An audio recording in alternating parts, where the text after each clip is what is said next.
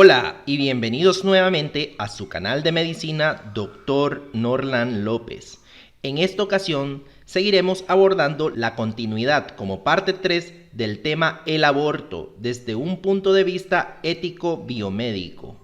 Pero primeramente me gustaría compartir con ustedes esta frase de Platón de Atenas en el año 427 a 347 a.C.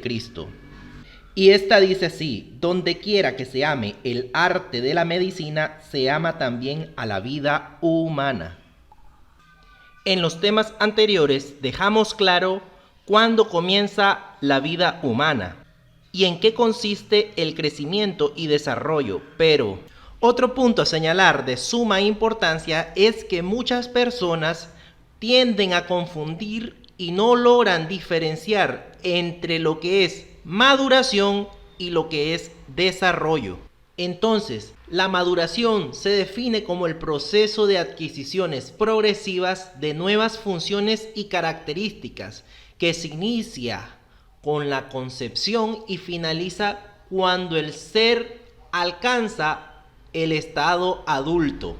Entonces, la maduración se mide por la aparición de nuevas funciones como el caminar, hablar, sostener la cabeza o de algunos eventos de aparición, como por ejemplo la aparición de un diente, la aparición de la primera menstruación en la niña y la aparición de nuevos huesos en las radiografías. También cabe recalcar que no todos los niños terminan su crecimiento con el mismo peso o con las mismas estructuras. En cambio, todos los niños terminan su maduración con la adquisición de todas las funciones y características de la adultez. Pero sin embargo, hay niños que comienzan a caminar a los 11 meses y otros lo hacen a los 16. En algunos, el primer diente aparece a los 5 meses y en otro hasta los 8.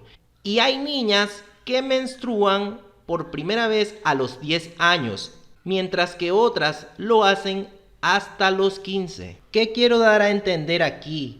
Que cada niño madura a una velocidad propia y distinta, mientras que el desarrollo humano son una serie de cambios físicos, emocionales, psicológicos y sociales que atraviesan las personas a lo largo de todo el trayecto de su vida. Este ciclo de desarrollo de una persona implica 7 etapas de la vida humana, desde la fase prenatal o embarazo, la infancia, la niñez, la adolescencia o pubertad, la juventud, la adultez y la ancianidad o vejez.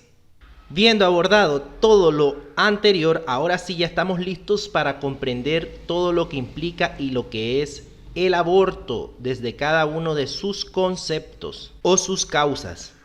Partiendo de aquí, ya podemos definir el aborto como la expulsión o extracción de un embrión o feto de la madre de menos de 500 gramos de peso y menor de las 22 semanas de gestación, imperando el peso sobre la semana de gestación.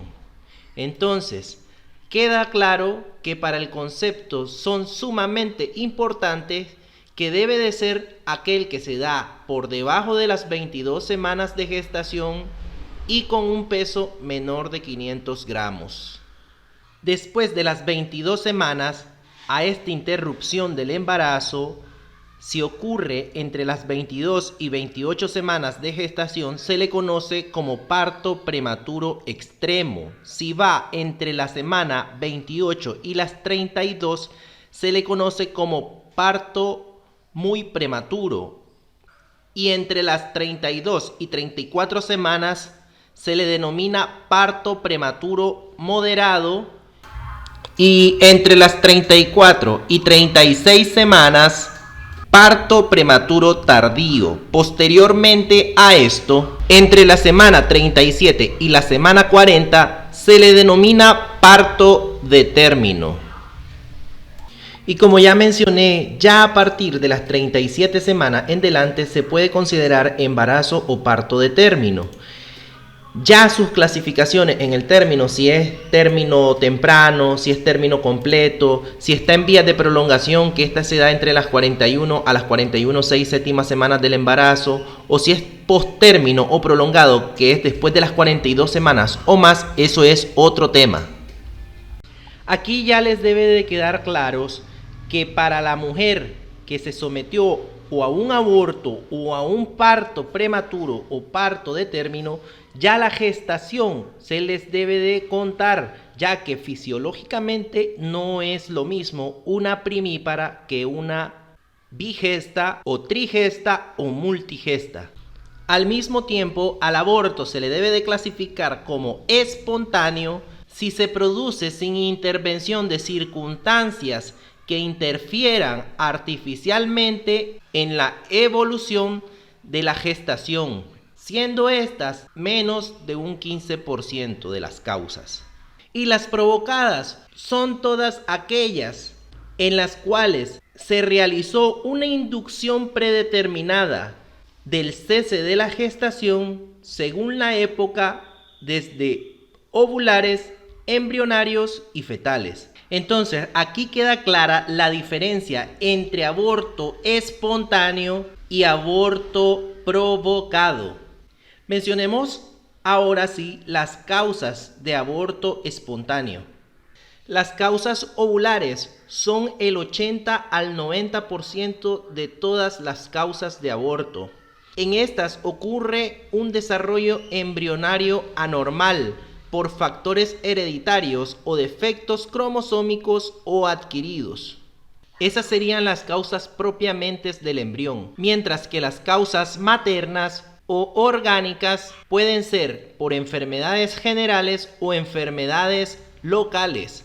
Enfermedades generales como cuáles: el lupus, la tuberculosis, la toxoplasmosis, enfermedad de Chagas, entre otras. Y enfermedades locales maternas que pueden ser genitales o extragenitales, como las infecciones genitales, los tumores, las displasias, las hipoplasias, los desgarros del cérvix, malformaciones uterinas, las sinequias, la incompetencia del istmo cervical, entre otras causas. También están las causas funcionales como la diabetes, las endocrinopatías, la disfunción tiroidea, las alteraciones del ovario, las alteraciones propias del trofoblasto o de la placenta, la involución precoz del cuerpo amarillo, la deficiente producción hormonal esteroidea por falta de progesterona o de estrógenos. También están las causas psicodinámicas, como en el caso de las pacientes infértiles, las pacientes sanas clínicamente y con profundos traumas psicoemocionales, el estrés y la psicosis. Otras causas y muy importantes son también las causas traumáticas físicas, como los traumas directos o indirectos y los excesos sexuales. También tenemos las alteraciones anatomopatológicas de la placenta, como las atrofias epiteliales de las vellosidades coriales, el edema del estroma vellositario, las alteraciones del cariotipo y las alteraciones mixtas entre estas.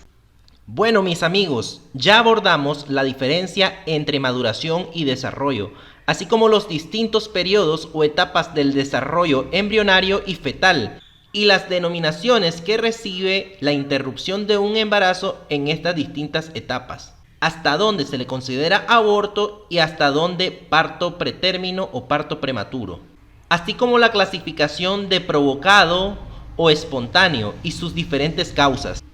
Posteriormente, en otra continuidad, hablaremos de las diferentes formas clínicas y de sus complicaciones. Pero lo más importante es aprenderle a dar valor a la vida humana, ya que es un ser humano, porque todo su genoma codifica para esta especie. No sin más me despido sin antes decirle que nos den su like, que se suscriban y activen la campana de notificaciones y que compartan para llegar a más personas. Muchísimas gracias.